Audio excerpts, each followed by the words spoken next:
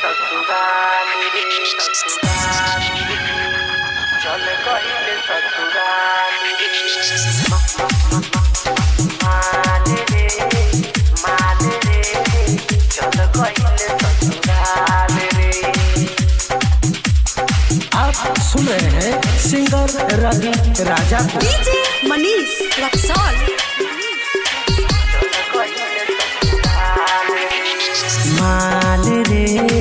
माल रे चल गइले ससुराल रे।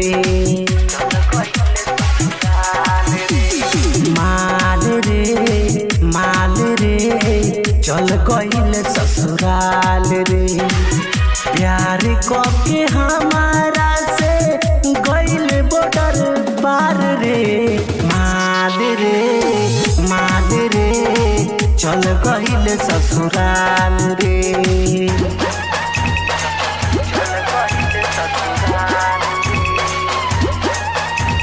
डीजे मनीष रक्सौल।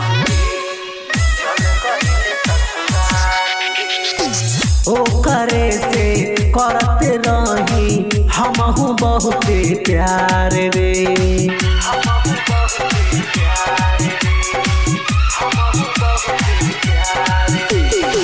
ओ करे से करते रही हमहू बहुते प्यार रे। ओकर चलते पागल भइनी कहेला गौवा जवार रे। दिल में खंजर दे गइल हमारा हजार रे। माल रे चल गइले ससुराल रे। डीजे मनीष रक्सौल। चल गइले ससुराल रे चल गइले ससुराल माल रे चल गइले ससुराल रे चल गइले ससुराल रे चल गइले ससुराल रे। देह के हालत भइल बा ऐसन केहू से कही ना।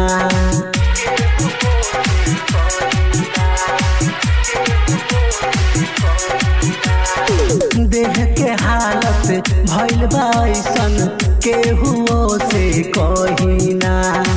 दिल में ऐसन उठता दर्द रवि राजा सहीना।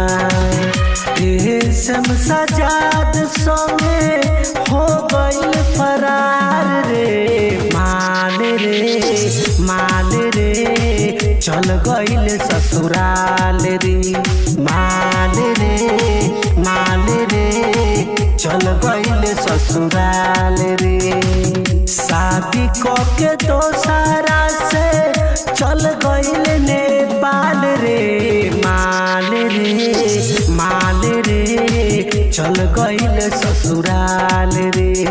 माल रे चल गइले ससुराल रे। प्यार के हमारा से गइले बॉर्डर पार रे।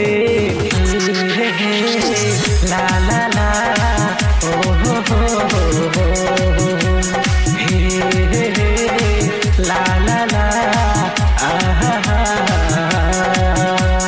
हो आहा हे ला ला ला ला ला ला